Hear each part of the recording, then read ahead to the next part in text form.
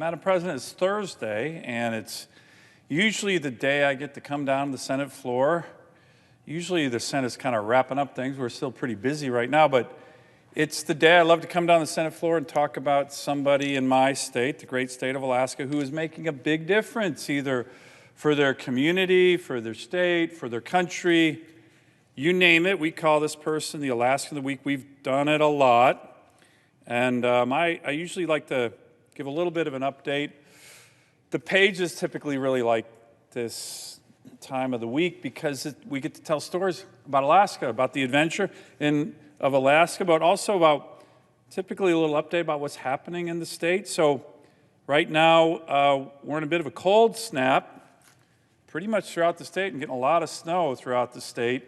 We've seen some record low temperatures all across Alaska, from Homer, King Salmon, Bethel, Monday in Fairbanks. So this is not even into December yet. It was 26 below zero. They're tough in Fairbanks, very tough. You get down 50, 60 below in Fairbanks. My wife's from Fairbanks. She's a wonderful volunteer for this organization called Covenant House. They did their annual sleep out. It's a homeless shelter for teenage youth. This was in Anchorage just a couple of weeks ago. 15 below for the sleep out. You get a cardboard box and say good luck. So boy, she's tough. And Alaskans across the state are rugged, tough, individualistic, and we bond all the more for it. We're in it together when it's that cold, and it frequently is. And like one big community, one of the many things that brings us together, actually one of the many things that brings Americans together, is bonding over sports. Local sports, state sports, national sports, and your local newspaper as it relates to sports reporting.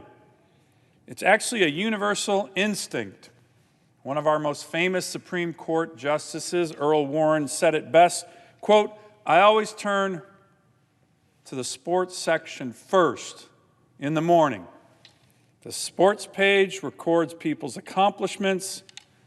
The front page usually has nothing but people's failures."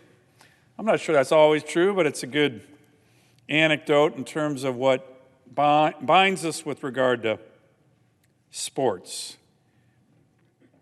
You know, over the holidays in particular, everybody in America watches great football, other sports activities. Had a good chat over lunch today with Coach Tuberville about the really incredible Alabama-Auburn game that just happened last week. But sports is also the place in our local papers where we see the names of our children, our loved ones, our neighbors, our friends. In fact, it might just be the only time their names appear in the paper at all, when you think about it.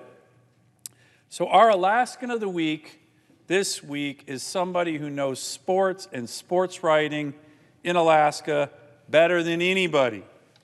We're talking about Beth Bragg, who recently retired after 35 years as a sports writer for the Anchorage Daily News, and she understood all of these attributes about sports writing better than anybody.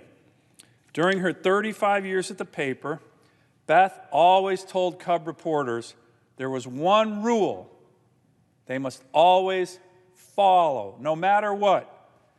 Even if the person's name is something like Cindy Jones, ask that person for the spelling. It might be the only time their name appears in the paper, and it's very important that name is spelled correctly, she said. Now, let me talk about Beth, about her reporting and about her work and how it's added to our communities across the great state of Alaska.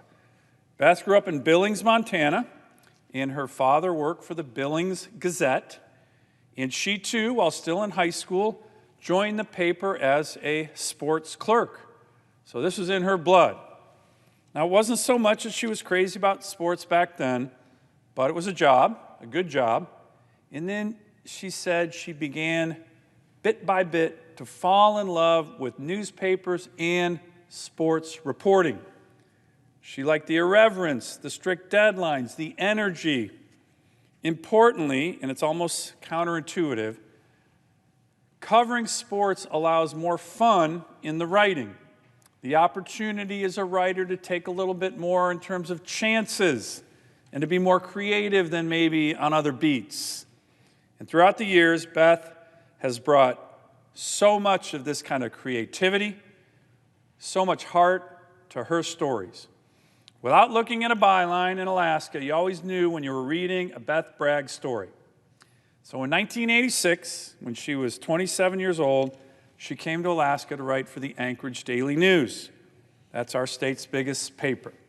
She thought she'd stay for a few years, then move on. Her dream was to cover professional sports, maybe even Major League Baseball in a city that's got a Major League Baseball team.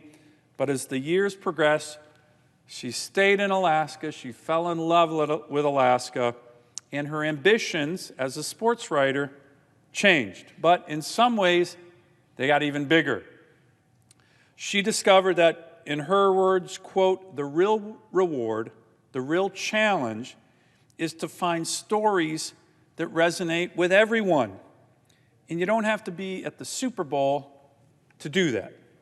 In fact, Beth said she found more interesting, more unique stories to cover in Alaska than probably anywhere else. Now, we don't have big-time professional sports teams in the great state of Alaska, but we do have sports, loads of sports. And just like so much about Alaska, we've expanded the meaning of what it means to partake in sports. Let's take one very famous sport in Alaska, the Iditarod, the famous 800-mile sled dog race, as one big example. There's also heli-skiing, ice climbing, curling, snowboarding. Didn't get its start in Alaska, but it reached its apex in Valdez for those who participate in that incredible sport.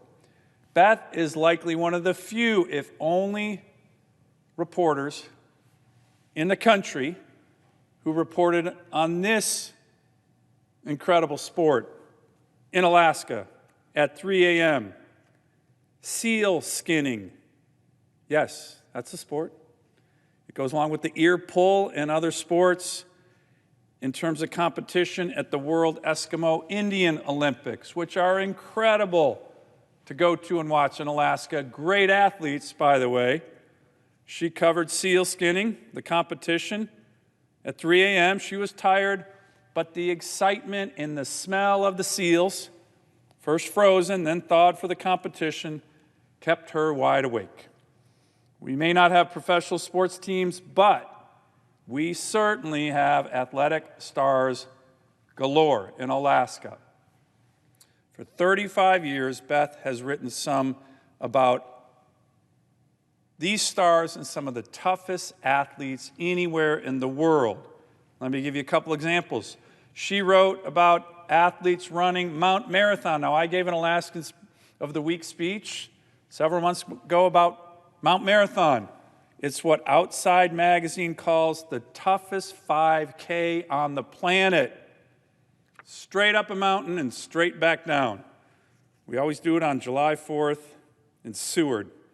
She wrote about the Alaska Wilderness Classic, the 150 or so mile secret race up mountains and across rivers in the Alaskan wilderness. Here are the rules of the Alaska Wilderness Classic.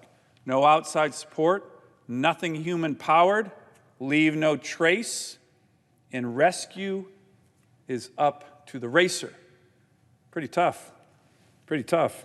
About the Arctic Man, another incredible Alaska event that's been described, quote, as the world's toughest downhill ski races and an exciting snow machine race all combined together. You want to see something amazing?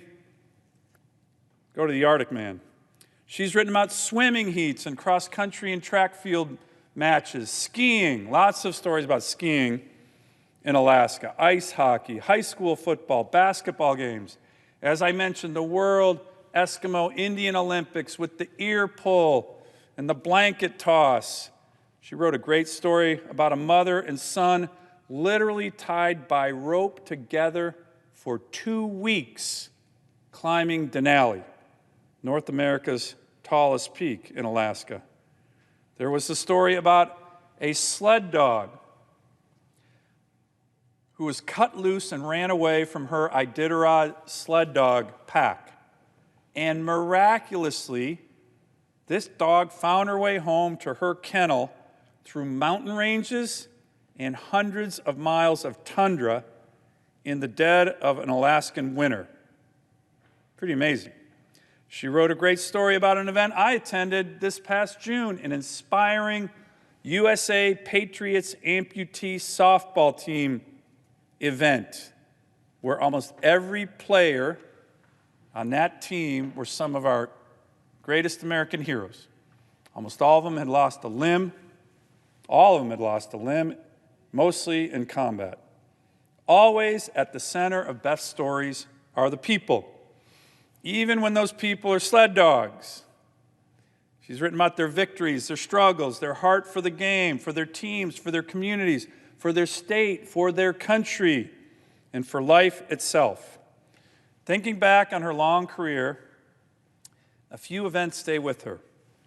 She talked a lot about what it was like to watch Alaskans compete in the Olympics, 4 of which she attended, Olympic Games. Now, we're a huge state. I talk about that a lot, but we have a pretty small population relative to other states, 730,000 people. But Alaska is really good in terms of Olympic athletes. We punch way above our weight, sending some of the top American athletes to the winter, especially the Winter Olympics, but also the Summer Olympics. Beth remembers, for example, the electricity in the Olympic Stadium in Norway in 1994 when a little-known Alaskan named Tommy Moe shocked the world by winning the gold in the downhill. And then 4 days later, a silver,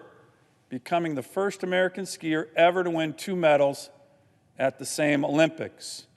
She remembers writing stories about the legendary and beloved cross-country skier from Alaska, Keegan Randall, when Keegan was just 13 years old. Then, like so many Alaskans, Beth swelled with pride and cried when Keegan Randall won the gold in 2018.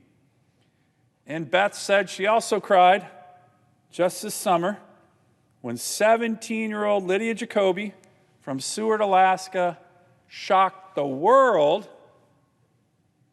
by winning the gold medal in Tokyo this summer in the 100-meter breaststroke. Remember that? Seward, Alaska didn't even have an Olympic-sized swimming pool, and I will say Lydia Jacoby is the only person in U.S. history to be Alaskan of the Week in the U.S. Senate twice. That's unbelievable. So, of course, there are heartbreaks too. The losses, the illnesses, the injuries, and sometimes the deaths, all of which Beth has handled with the utmost sensitivity. Because she was at it for so long and so much history with Alaskan athletes, she understood something about them that a new reporter might not. It takes a certain kind of grit to be an athlete in Alaska, to wake up at 6 a.m. and head off into the dark, sub-zero weather to train. It takes a certain kind of grit to travel outside of Alaska for competitions, often thousands of miles away from your home, to get noticed. As Beth said, you have to work hard to make it big in Alaska. As a result, she thinks Alaska athletes have a sense of home in a way a lot of other athletes don't. Madam President, as I said, Beth recently retired. She's going to clean her home, maybe travel some, of course watch some sports as a fan now, not as a reporter. She leaves behind a great legacy, thousands of stories charting some of our state's greatest moments in athletics, times when we all cheered and cried and came together to support the best of our people in competition and grit and determination. The reason Americans across the country love sports so much. So Beth, thank you for your great job. Congrats on an incredibly stellar career. And of course, I'm sure one of your biggest honors ever, congratulations on being our Alaskan of the Week.